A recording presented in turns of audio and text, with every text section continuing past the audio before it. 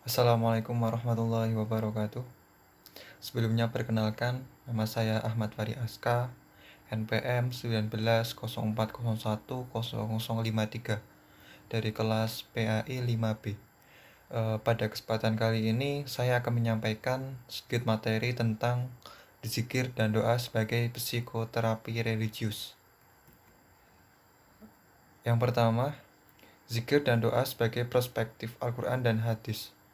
Secara umum, zikrullah adalah perbuatan mengingat Allah dan keagungannya dalam bentuk yang meliputi hampir semua ibadah, perbuatan baik, berdoa, membaca Al-Quran, mematuhi orang tua, menolong teman yang dalam kesusahan, dan menghindarkan diri dari kejahatan dan perbuatan zalim. Dalam arti khusus, zikrullah adalah menyebut nama Allah sebanyak-banyaknya dengan memenuhi tata tertib, metode, rukun dan syarat sesuai yang diperintah oleh Allah dan Rasul-Nya. Dalam Al-Quran telah disebutkan, Bismillahirrahmanirrahim, Alladzina amanu wa tatma'innu qulubuhum bidzikrillah. Ala bidzikrillahi tatma'innul qulub.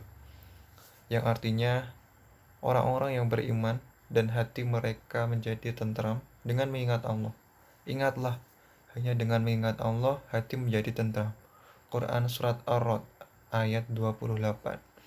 Doa adalah suatu cara untuk berbunajat kepada Allah SWT dalam rangka memohon bantuan dan inayah agar dilampangkan jalan menuju kebahagiaan di dunia dan di akhirat kelak. Selanjutnya, manfaat zikir dan doa sebagai psikoterapi kesehatan mental. Manfaat dari amalia zikir diantaranya yaitu dapat menimbulkan ketenangan dan kedamaian dalam jiwa bagi yang mengamalkannya. Orang-orang yang berzikir akan menyadari hakikat ibadah kepadanya. Mereka senantiasa mengingat kasih sayangnya.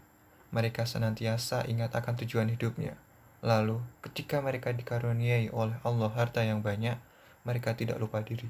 Karena mereka meyakini bahwa harta bukanlah tujuan utama hidup. Suatu hal yang sungguh mengagumkan dari pengalaman zikir ini, yaitu adanya suatu penyerapan energi ilahiyah bagi orang yang senantiasa mengamalkannya. Orang yang rajin berzikir mempunyai kedekatan hubungan dengan Allah, taqarrub ilayah.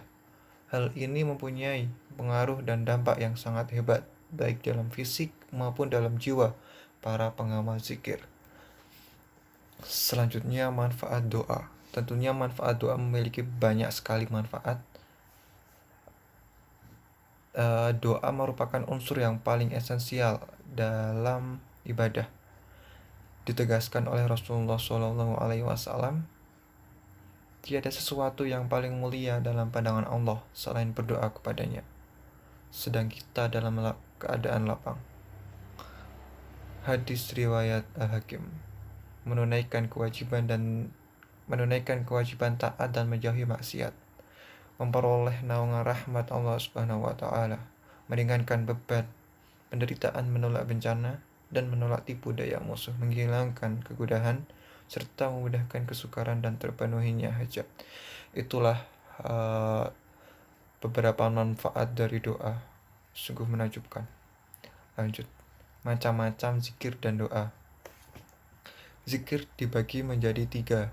Yang pertama, zikir dengan lisan atau zikir bil al-lisan, yaitu membaca atau mengucapkan kalimat-kalimat takbir, tahmid, dan tahlil dengan bersuara.